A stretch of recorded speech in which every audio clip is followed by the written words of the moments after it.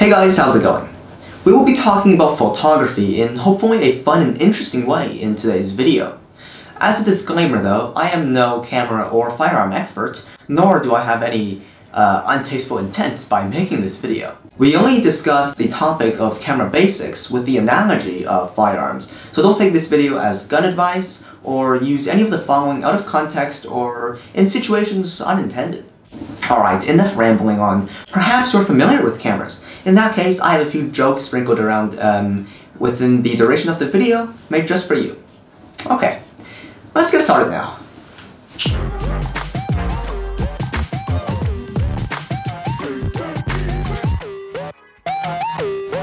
There are a variety of companies that sell these handhelds. I personally shoot Sony, and I have two of these crop barrel pistols.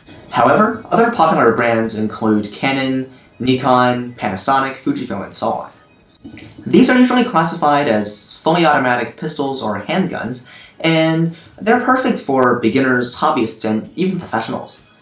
However, there are also other brands as well that sells other models, like revolvers sold by Polaroid, or higher-end rifles used to shoot movies. But that's besides the point. Let's just begin by talking about what things are and how they impact your shots. These are pretty much universal. First off, we have the trigger. When you press down, the pistol shoots. Simple enough. The same trigger has a secondary function as well. When you press the trigger down halfway, a special function can occur. In this case, I have it set to auto aim, which we'll talk about later. Next up, we have the scope. It's the glass element in which you look through, allowing you to see what you're shooting clearer at a closer range. Due to it being present in some handguns and not others, there's an alternative. It's called the iron sight, and it's just the view screen in which you look through, which is a lot more common. To avoid misfiring, which we'll talk about later, there is also the safety switch, also usually located on top. When you turn the switch to on, the pistol can shoot, and when it's off, the pistol cannot. So that's to avoid accidentally firing at someone. And finally, we have the grip. Pretty self-explanatory as well, I hope. Getting on with the barrel attachments, we first have the barrel itself. It is what directly mounts to the body, allowing for different type of shots. For example, we have a Sony barrel, and there's two different types as well. There's the zoom barrels, which allow multiple focal ranges, and prime barrels, which is prime. There's only one focal range. So these are different types. Pretty cool. There are also different type of mounts for different companies. For example, since I shoot APS-C crop barrel pistols, I use the E-mount, which you can see here. If I take off this barrel cap, you can see the mounting system. Unsurprisingly, different barrels have different calibers as well, which are simply just the diameter of opening. This tells you which size attachments you can use. There are the flash suppressors, which are an attachment where it effectively blocks out unwanted light bleed, allowing for a crisper shot, like this thing. And there are compensators as well, allowing you to limit certain wavelengths of light or the intensity of light altogether. I have one right here on this lens, but I can't take it off because I'm shooting with it. Moving on to the action section, we first have to establish the differences between a misfire and a missed shot, which we talked about a little bit before. So a missed fire indicates an accidental trigger activation, while a missed shot indicates a trigger action which failed to hit the target. This is why sometimes a double tap is required, where you pull the trigger twice. There are also some settings in certain pistols which allow you to turn on burst shooting modes, and that means whenever you pull the trigger, it actually bursts multiple shots, like 2, 3, 4, even 5 shots. And that way, you'll likely at least get 1 or 2 shots that didn't miss. The next important terminology is recoil. Recoil is the kick you get from pulling the trigger, causing a slight shake, which sometimes leads to a missed shot. This is simply a flaw with humanity, where when you pull your index finger down, your other fingers tend to move a little as well, as you can see, hopefully by my demonstration.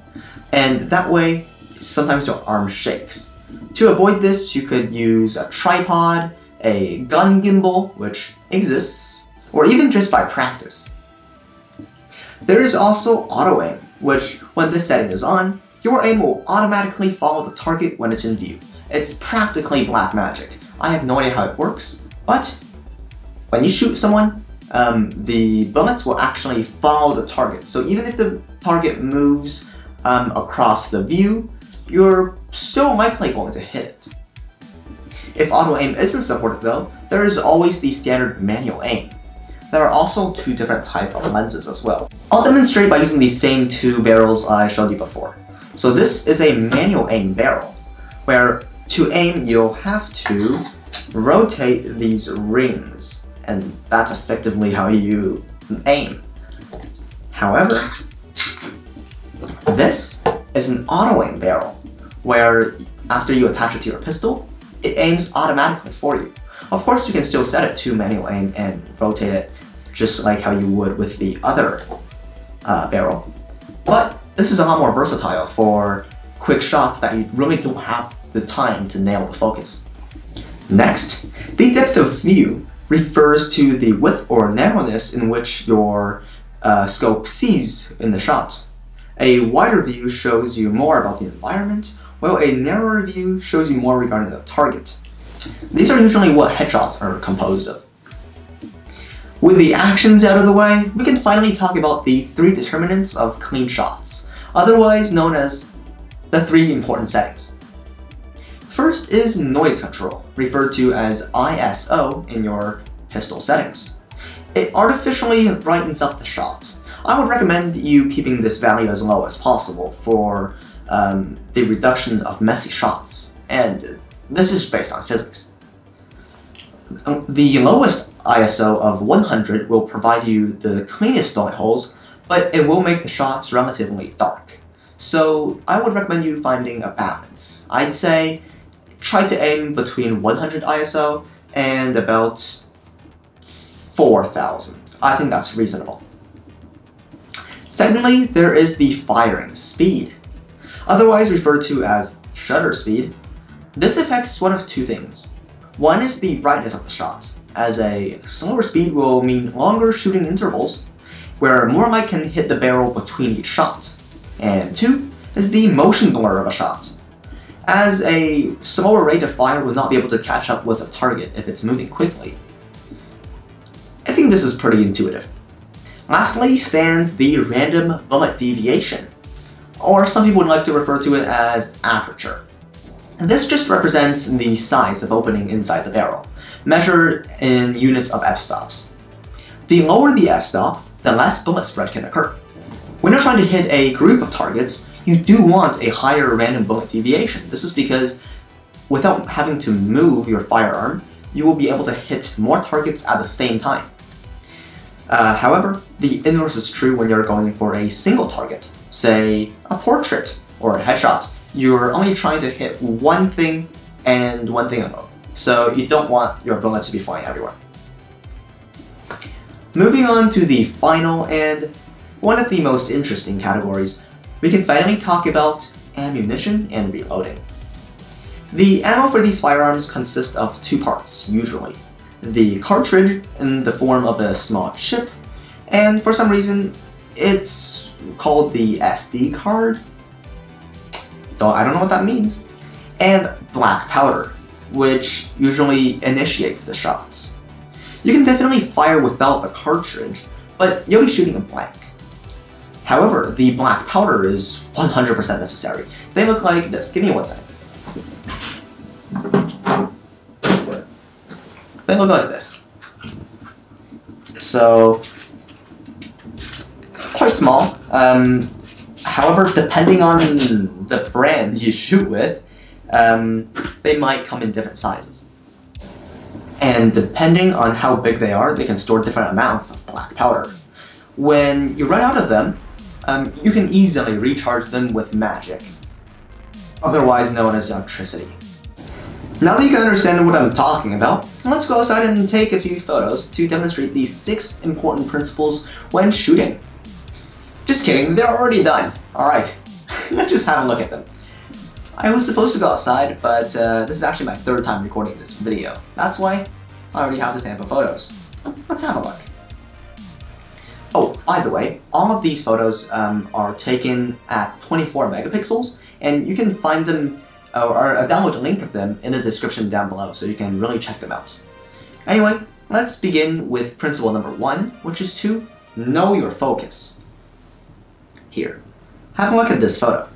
It's of my friend holding this wireless audio device and showing it to the viewer. So what's wrong with this shot? Well, first off, I'm pretty sure you guys all know this already. He is showing you something, but the aim is on him and not what he's showing you. Imagine you are in a real-life conversation. Say you're talking to me. If I were to show you something, what would you be looking at? Say I'm going to show you my AirPods Maxes. What are you looking at right now? Obviously the AirPods Maxes, right? Because it wouldn't be natural if you were still staring at my face rather than the AirPods Maxes. So, a better version would be this. As you can see, it's a much improved iteration of the previous photo where the aim is actually at the correct position. Now you can see that instead of looking at my friend, you are looking at what my friend is showing you, which is a lot more natural, and it really demonstrates that the photo is improved when you understand where the focus of the photo is. Let's have another example. Here, this is a bit more simplified. It's of my friend, again, standing between two layers of leaves. Just by looking at the photo, what's wrong? Well, clearly, it's because my friend isn't in focus. But in the other shot, my friend also wasn't in focus, and that was the correct version. So why is that? Well, obviously, it's because here, my friend isn't showing you anything. He is the focus and not the leaves that he's looking at or that's in front of him. So instead of focusing on the leaves, you have to focus on him instead. And this is somewhat of a common issue with auto-aim, where some auto-aim barrels aren't that good at differentiating what you are trying to take a photo of. So to combat this, perhaps occasionally you'll have to set the aim to manual aim in your barrel. So a better version would be this, where you are actually looking at his face. The first principle is pretty easy. Let's look at the second principle, which is to be mindful of framing. Here, have a look. It's of my friend standing underneath this lamppost. And before we actually talk about what's wrong with it, let's talk about what's good with it. There's excellent foreground-background separation, where the background is completely dark, the foreground is completely dark. And this is a principle we'll talk about later.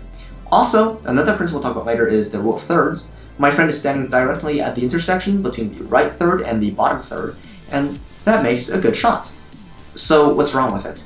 Well, since this principle is to be mindful of framing, clearly it's because the framing isn't right. Let's look at the better iteration. Here, it's of my friend standing in the middle of the image. Although he's no longer following the rule of thirds, it's a lot more pleasing, as going back to the previous photo, it feels crowded and your eyes don't know where to look. When you're looking at him, the rays from the lamppost are leading your eyes away. So you're looking at the lamp, you're looking at the ground, and even the leaves on the left side of the image. But that's not what we want you to see. Instead, we want your eyes to be focused on the target, which is, in this case, my friend. And even by utilizing the lamppost rays so that he is no longer hit by any of the rays, it's almost as if that the rays are avoiding him. That way, your visions are led to that exact spot for longer, and you're not drawn away by other distractions. Okay, let's look at another example. Here, it's of him sitting in a bus station with caution tape all around. It's an okay photo. I mean, the concept is pretty cool. He's inside a bunch of caution tape, but the execution isn't right. This just looks like a mediocre photo at best. The better version would be this. Here we have much better framing. Have a look at the caution tape. Where are they coming from? Well, everywhere.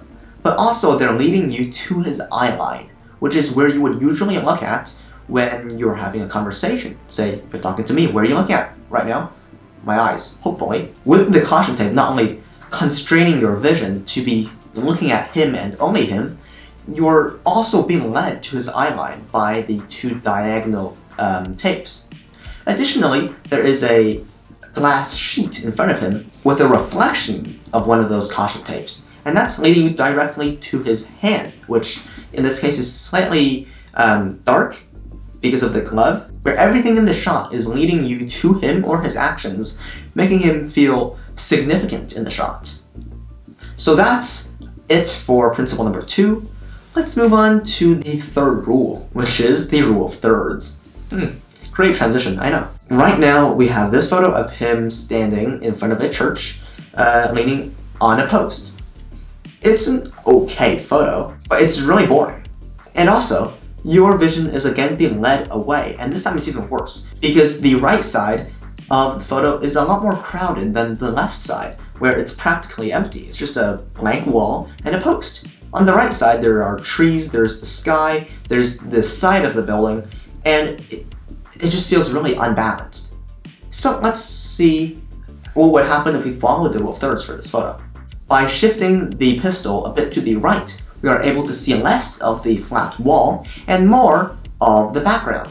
Additionally, if you look at his eye line, it's directly at the top third and the left third, exactly where the two intersect, which is the best spot for someone's eye, leading your focus to their eye line, which is again something we want to keep, or something we want to be mindful of.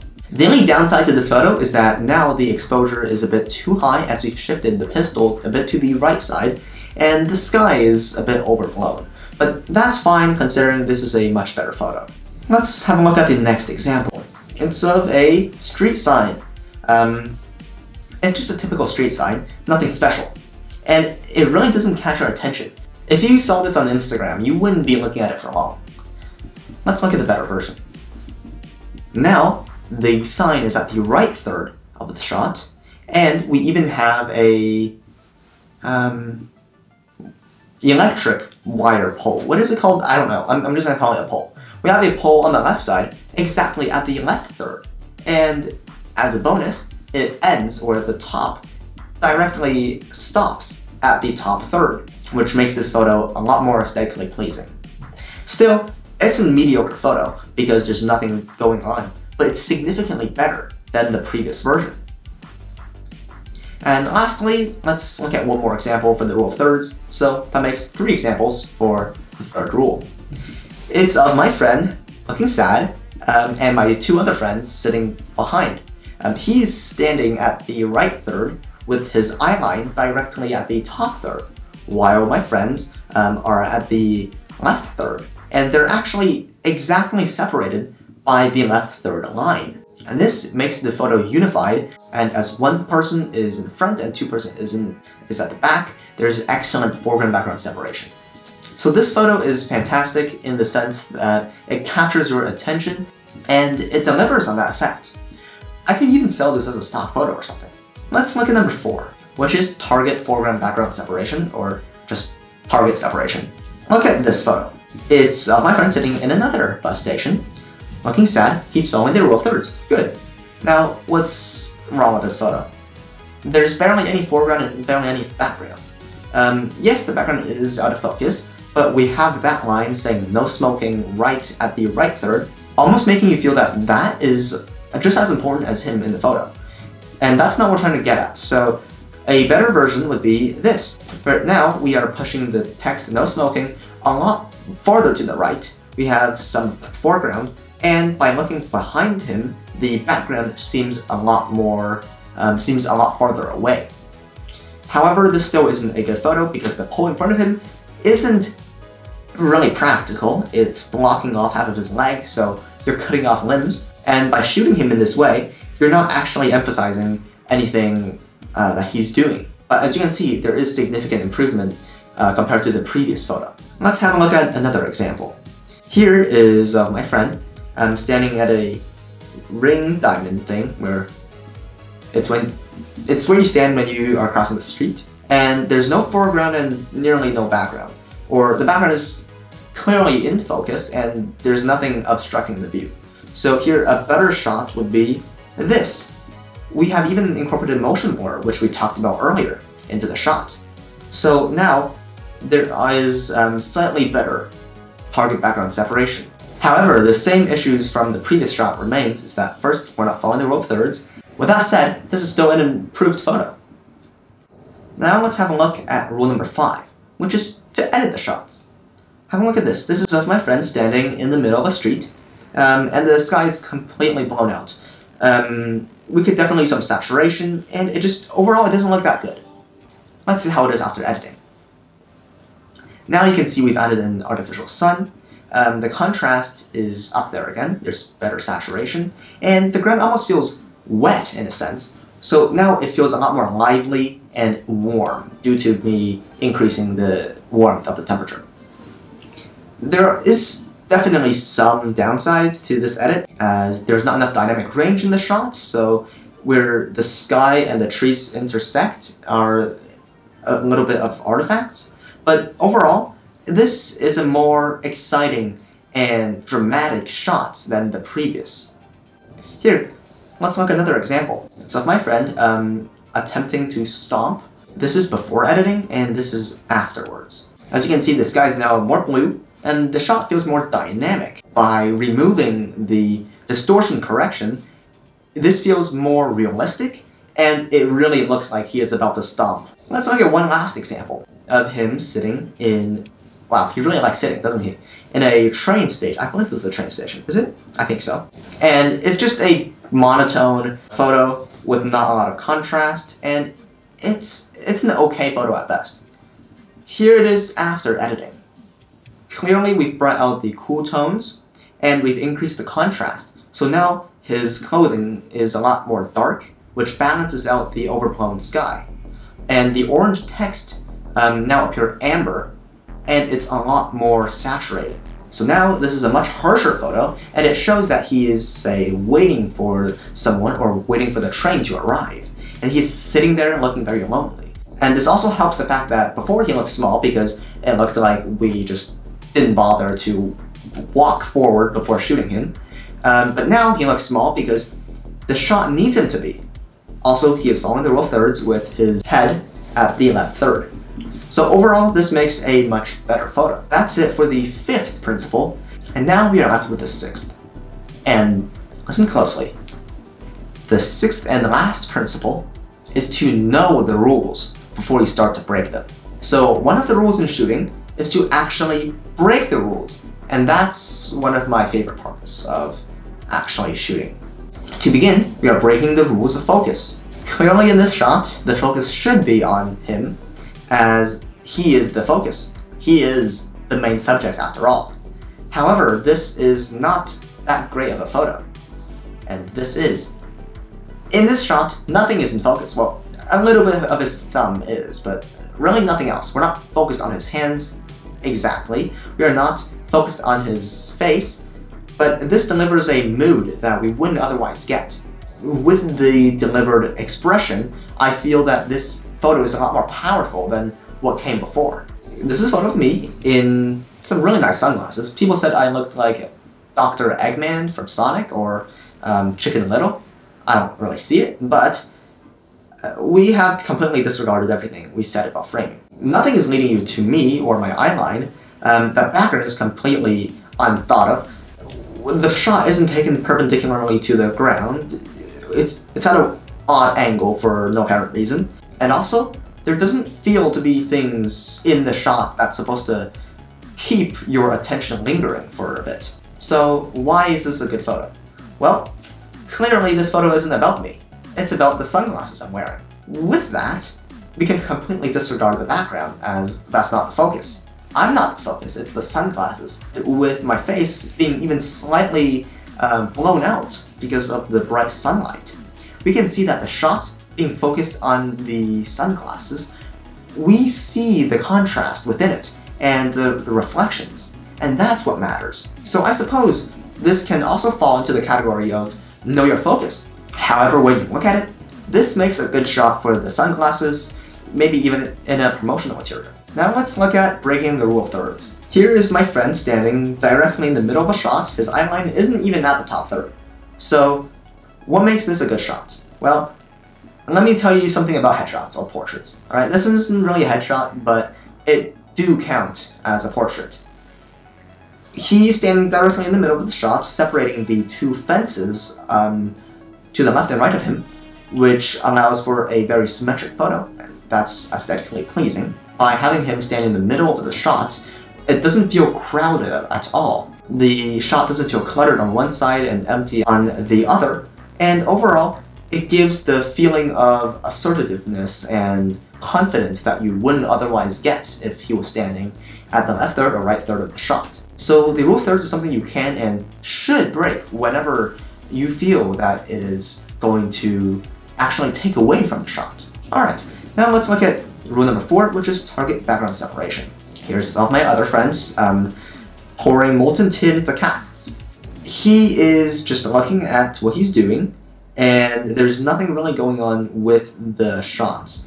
There's barely any foreground, and the background is just a flat wall. However, this is still a good shot, because that's not the point of the shot. The main focus is his action, which he is looking at, and that draws your attention to the action as well.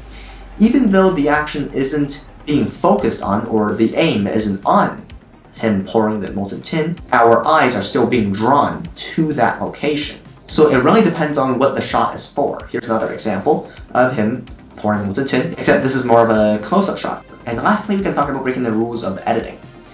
Here you can see 2 letters. One is a small one and one's bigger. And these are made by little kids. By looking at these shots, you can see that they're already really good. And that's why I didn't edit them. These were for my school's yearbook. And after I've taken them, I thought, hey, I could either spend 30 minutes editing these shots and get about a 5% better overall product, or I could save that time doing something else, like making a YouTube video, and just submitting the photos as they are.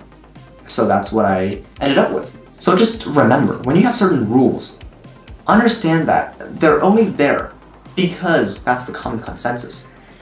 There's no actual reason for you to follow them if it doesn't improve the overall product to the extent that you wish. Remember, there is creative freedom and liberty for you to take whenever you are the shooter. Sounds a bit off, but you know what I mean. So yeah, thank you for listening to my 6 principles. And so I really want to thank you for coming to my target practice. I really hope you had fun and you were entertained, as well as learned something new in the duration of this video. I would really hate it if you didn't. If it's not too much trouble with you, please like and subscribe to the channel, as that really helps me a lot. Also, if you have any questions regarding anything, really, comment them down below. Even give me feedback on how the video is. If the lighting is bad, if the audio quality is bad, just tell me. Click on something on the screen right now to keep watching, and I'll see you guys next time. Thank you for coming. Yeah. I don't know why you're still here. You could pause the video, leave a comment, like, subscribe, those things. Click on something, please. It's really awkward now. Alright, that's it.